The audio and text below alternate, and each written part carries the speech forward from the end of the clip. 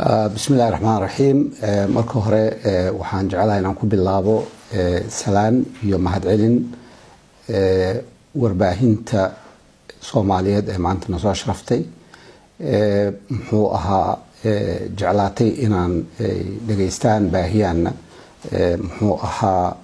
war-saxaafadeedkan marka hore waxaan jecelahay inaan idinka iyo dhammaan inta idin dhageysato meel kasta ee dunida ka joogaan ummadda Soomaaliyeed inaan salaamo salaanta kadib waxaan jecelahay ujeedada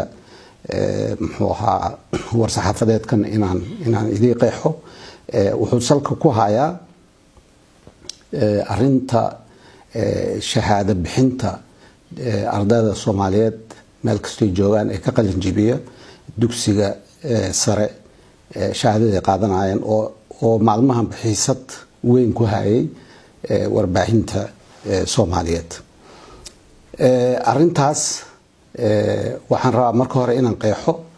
in aysan salka ku haynin dastuurka marka dadku fasirayeen waxay ku fasirayeen dastuurka gol iyo dastuurka kan arintan arin dastuurka lagu fasiro ma aha waan idin sheegi doonaa sababta arintan arin heshiisiyo iyo waxa salka ku hayo ma aha arintan waxa ay tahay waxa weeye arin salka ku hayso arday imtixaan galay ee muujiyay aqoontiisa shahaadada uu qaadanayo in arday aan muujin balse laga yaabo inuu ka aqoon yar yahay iyo midaan ka aqoon yareenba in ay wada qaataan shahaado isku mid ah arintu salka ku hayso arintaas dadaale mataqaanaa dastuurku wuxuu ogol yahay in ardayda Soomaaliyeed waxbarasho helaan waxaas waa marin habaabin dastuurku waa leeyahay laakiin wax ka khuseeyo mowduucaas sida ay dastuurku u fasirayaan ma aha arintan waa arin basiida oo sahlan waxa weeye ardaygu imtixaan ha galo shahaado u qalmo wixii uu shaqaystayna hala siiyo qofkii aan imtixaankaas gelin na waa inuusan ayadoo aan la dhahaynin waa fiican yahay waa xun yahay waa inuusan shahaado helin waa arin aad saas basiid u ah ma jiro dastuur dhahayo ardayga Soomaaliyeed hala kala fadli yeelo midna imtixaan hala geliyo shahaado hala siiyo midna yuusan imtixaan gelin hala siiyo shahaado dastuur dhahayo Soomaaliya kuma yaal sharci Soomaaliyeed oo arinta fasaxayna kuma yaal aqliga wanaagsan meel ay kaga taalo arday imtixaan galay iyo midaan imtixaan gelin isku shahaadaha qaataan meel aqliga wanaagsan xitaa uu ka tilmaamayo ma jirto marka waxa la isku qaldaay marka waxa weeye dastuurka yiri iyo heshiisiyaha jira iyo wax noocaas waa arintu saasay u sahlan tahay arintu saasay fasiraadeedu runta dhabta oo gundhiga u ah waa taas waxaan la leeyahay waxa la faragelinayaa waxbarashada maamul goboleedyada waxa la faragelinayaa muxuu ahaa madax banaanida muxuu ahaa iyo inay hawsha waxbarashada qabsadaan dadka waxa soo dhan waa marin habaabin مثال هدي هدا aan soo qaadano maamul goboleedkan muxuu ahaa arintiisu hadda taagan tahay waxbarashadooda farageliye ma jirto xataa imtixaanka laftirkiisa wax farageliye ma jiro way madax banaan yihiin waxbarashadooda muxuu ahaa wadaan tabartooda meeshay geysaba iyo dadkooda siday wax u baraanba imtixaankay qaadaan laakiin waxa meeshu sartu ka qorinto waxa weeye imtixaankan qaadaya ilmahayga waxaan rabaan siinaya cidna igama warqabayso xataa ilmuhu waxay yihiin ma ogaanaysaan shahaada bixinaysaan laakiin waxaas waxa weeye waa sid bursi ee aan marnaba la qaadan karin su'aashu marka waxa weeye maxaa loo qaadan laayahay arintan waxay u baahan tahay fasiraad yar inay fahmaan ummadda Soomaaliyeed burburkii kadib waxaa dhacday in waxbarashada dad Soomaaliyeed oo isxil saaray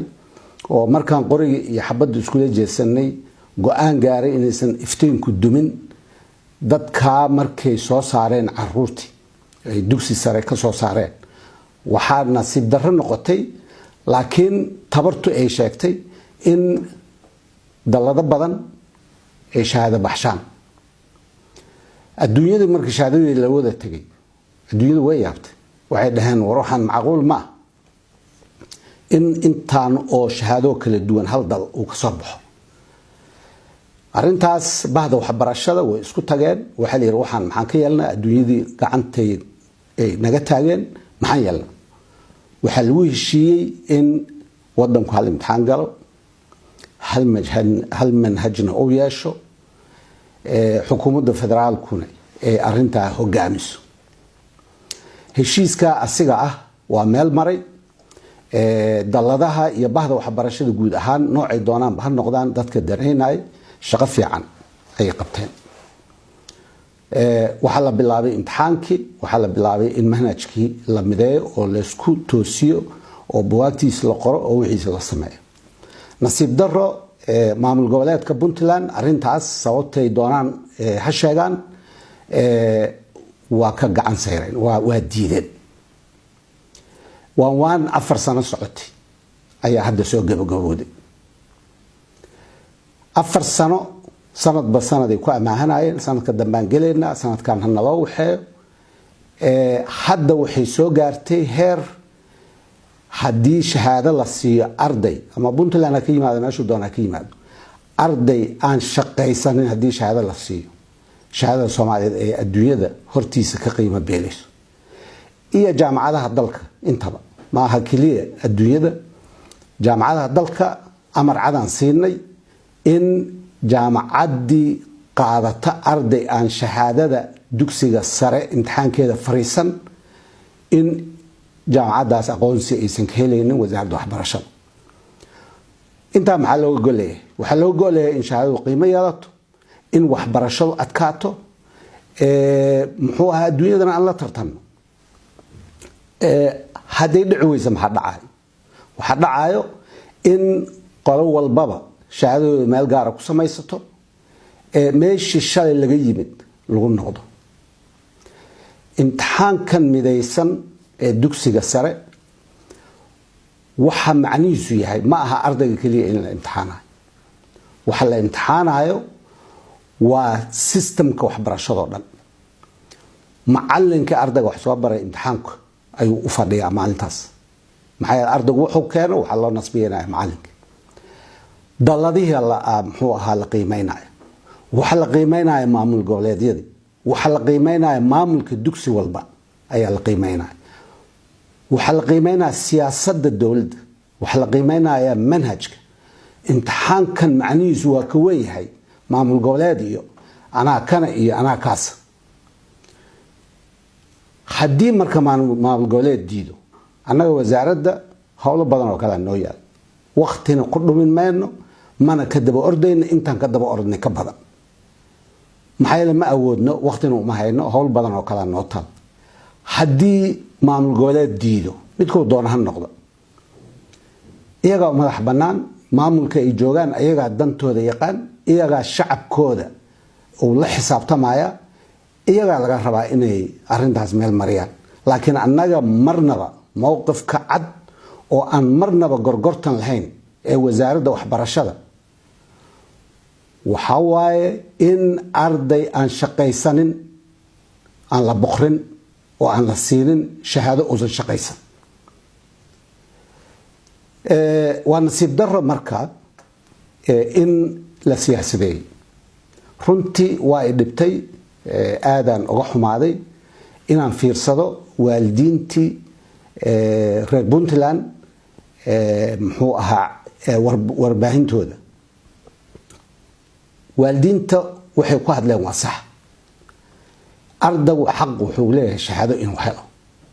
ardaygu wuxuu xaq u leeyahay in waxbarashadiisa la yiraahdo shaahid baa laga yahay inuu hawsha gutay waajibka 12 sano xaq bay u leeyahay waaridkii ardayguna farxaday u tahay markay imtixaanka ku guuleystaan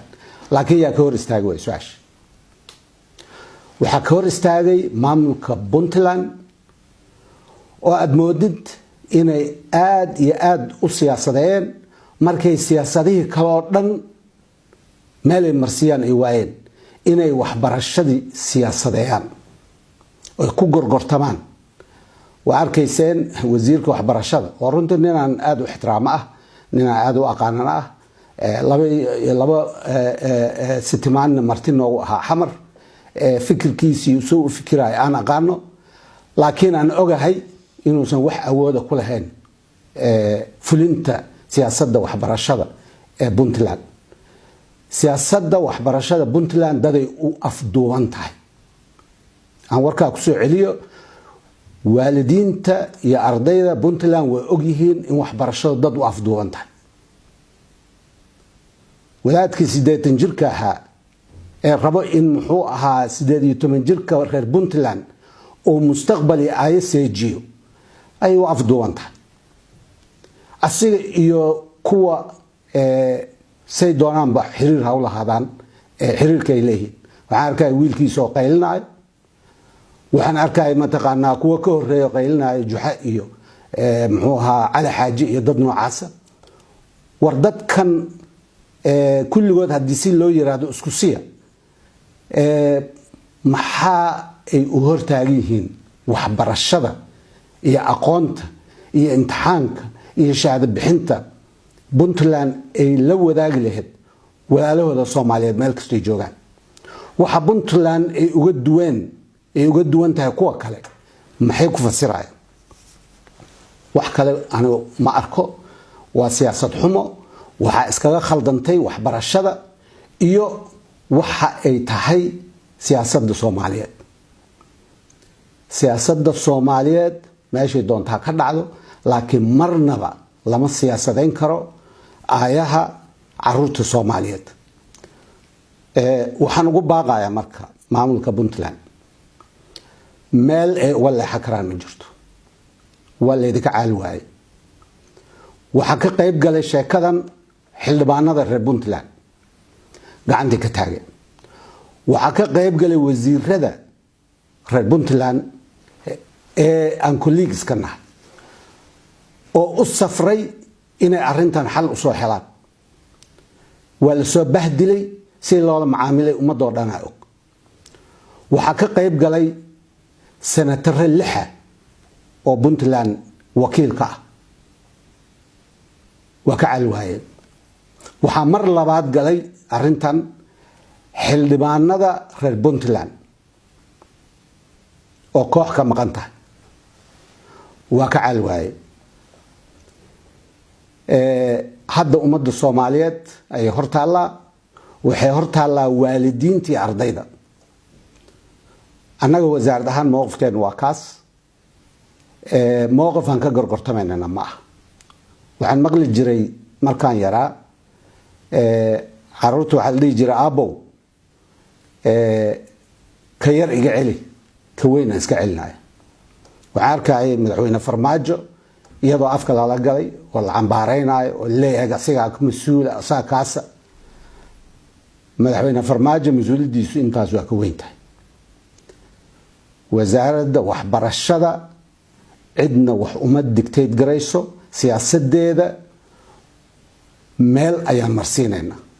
mana ka qaadanayno mana uga aaba yeelayno dad raba inay ku ugaarsadaan تعليمته ومدة الصوماليات خاصة تبونتلان reer Puntland waalidiin badan ay la soo xiriirtay iskuulo badan ay la soo xiriiray degmooyin ay la soo xiriiray oo kulligood ka cabanayo afduubka lagu haayo hawshooda oo ay rabaan inay walaalahooda Soomaaliyeed meel kasta ay joogaan wax la qaybsadaan qaarkood intooda badan waxay ugu yiraahdeen noo imow imtixaanka qaad qaarkood waxay yiraahdeen noo astee maamul gurcan oo mushkilada luqunta noogu jiro meel noo astee aan caruurteena keesano oo imtixaanka looga qaado codsigaas wasaaraddu waa ka baarandegaysa waa wadnaa wixii ilaahay ka dhigay noqonaysa waalidiintii ardayda waxaan rabaa inaan si cad ugu sheego mowqifka wasaaraddu inuu saas yahay in hawsha ay la taalo maamulka reer Puntland waxaan idinkula talinayaa inaad maamulkaas aad ula xisaabtantaan oo runta u sheegtaan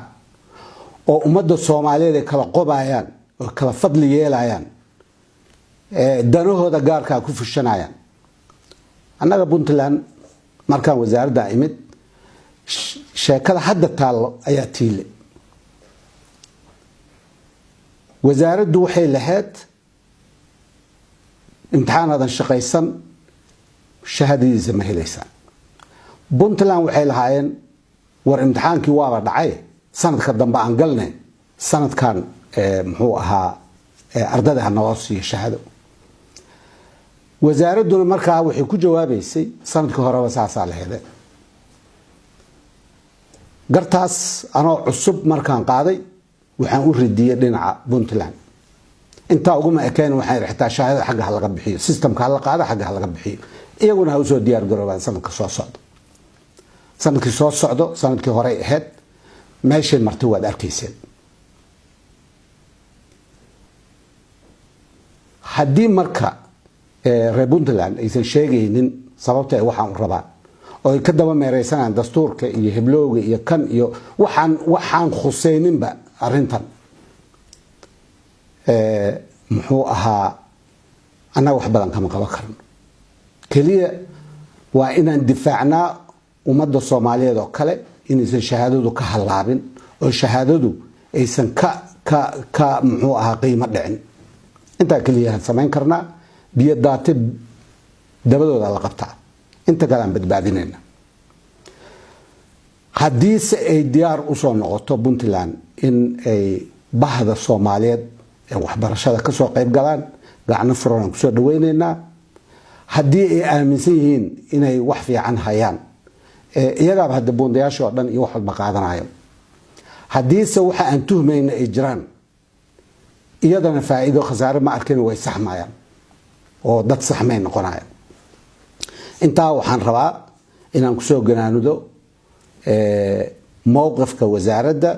ee ku abaaran shahaado bixinta ma aha imtixaan yaa qaadi karo ma aha muxuu ahaa yaa xaq u leh inuu wax barto taa waa la iska ogyahay imtixaan haddii Puntland qaado annaga hadda way qaadi jirtay wax problemna kuma qabno laakiin shahaado bixinta shahaado ardayga Puntland uusan gelin uusan imtixaankaas ku baasin shahaadateeda ma arkaayo mana aha aniga kaliya inaan u diidanahay maamul goboleedyada oo dhammaa diidan shir wasiirada waxbarashada ee maamul goboleedyada oo dhan iskugu yimaadeen intaan ka ahayn Puntland oo qaadacay waxay yiraahdeen haddaa shahaado siisid ajenda kamid ajendadeenu haddaa shahaado siisid Puntland imtixaan aysan gelin shahaado ku siisid annagana imtixaanadeena annaga samaysanayna adna shahaadad bixinaysa marka arrintu waa ka weyn tahay muxuu ahaa imtixaan iyo heblo iyo waxan meesha mabda adag iyo wax la difaacayo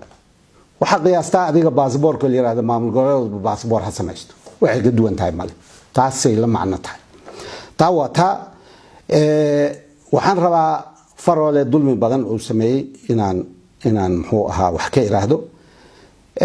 faroole horta waqtigii oo muxuu ahaa fariisaha meel ayaa la gaaray dastuurkan uu ku waashay oo haddana ilaahay ka qabtay maxay yeelay gudoomiye uu noqday ay ahayd aniga faroole waa la soo shaqeeyay markii dastuurkan ku meel gaarka laga shaqeynay ummadda Soomaaliyeed soo ninka u kadeeday iyo dastuurkan ciladaha uu leeyahay oo dhan inuu asugu sabab ka yahay anigana ka marxaati dastuur Soomaaliyeed la diyaarinayo asna dastuur Puntland u diyaarinayo waxay noqotay inuu qof walba muddo qoorta ka saaro intii wadanku kala bixi lahaa oo dastuur la'aan lahaan lahaa in loo tanaasulki dhibaato badan oo hadda taagan ay ka mid tahay Puntland qof aan lahayn ma jirto aniga idla hadlaa qof iga Puntland garaysan ma jirto waa dalkayga waa dadkayga waa wadanka meelaha ugu jecel ka mid tahay laakiin hadaa dhageysatid ninka la yiraahdo Faroole wuxuu yiri aniga iyo Umar Cabdirashiid ayaa gaalkacyo waxaan ku kala seexan in deeqda waxbarasho ummadda Soomaaliyeed aan la atishan qaadan bal fiir wuxuu dadka Soomaaliyeed u sheegay waxaas heshiis si fiican u dhageysto wuxuu yiri aniga iyo Umar Cabdirashiid ayaa gaalkacyo hada xamar ma ogow gaalkacyo ku kala seexanay in 25 deeqda Soomaaliyeed la siiyo Puntland waxa soo kama qaldan طبعا waxba ka qaldan Umar Cabdirashiid heshiiskaas meel uu geeyo horta lama yaqaan kulli xamar ma keen kulli wasaaradda waxbarashada ma arkin waa wax niman reer Puntland isla ee xaq isku sheegeen kulli aan isaas u fasirtay maanta inuu fagaaro la soo istaago oo gar ku naqsado Umar Cabdirashiid yiri 25 aad leedahay Faroole waa lagu xariifay markaas laakiin aqliyadaas nin ku shaqeynaa noocaas loo shaqeeya sayida tahay maxay Umar Cabdirashiid xamar u keen lahaa dadku soo bandhigi lahaa doo waxaas oo kale uu sameeyay laakiin kulli oday qoorta midi uga hayo oo reer Puntland ayuu iskaga reebay san qiyaasay wuxuu sheegay been badan oo ka mid tahay nin ka shaqeeyo runtina laf dhabar u ah waxbarashada Puntland oo hadda sidaan maqlay markaan warkiisa maqlay kadib leeyahay sheegay inuu ka helay Alan Smith shaqo ka helay oo EU-da u shaqeeyo ayuu yiri wasaaradda ka haysatay fiir masabidaada iyo ummadda fidnada u dhaxdhigaay wadaga 80 jirka Soomaalidu waxay tiraahdaa ninkaad kaba ka tolanis kabiisa la fiiriya hadduu rabo inuu Puntland role model u noqdo oo astaan lagu daysado oo noqdo si kale u dhaqmi lahaa reer Puntland waxa aad tahay u jeedaan hal qof oo kugu daysanaysan ma jirto ummadda beenta iyo fidnada iyo dulunka aad ka dhex wadid inaad ka joojiso cumriga joogtaay ayaa fiican haddii waxbarashada Soomaaliya iyo Puntland ay la jecel kugu hayso oo aad tahay nin wax barbaariyo gurigaaga ka muuqalahay guriga adiga aad leedahay ee reer Faroole ay ka muuqalahay wiilkaagu intuu soo istaago reer Hiiraan uma abaal sheegteen ma dhaheen fatahaadii waxbaan idin soo dirnay good xaqabta waxa aad soo saartay soo abaabisay waa dadka noocaas marka hadii aad tacliinta Soomaaliyeed iyo abowga Soomaaliyeed role model u noqon lahayd horta meeshaas ay kaaga halawday sheekadu waxa joogtaa waqtigii aad fariisan lahayd meel inta aad joogtay oo aad Puntland madaxda u ahayd ummadda Soomaaliyeed kadeeday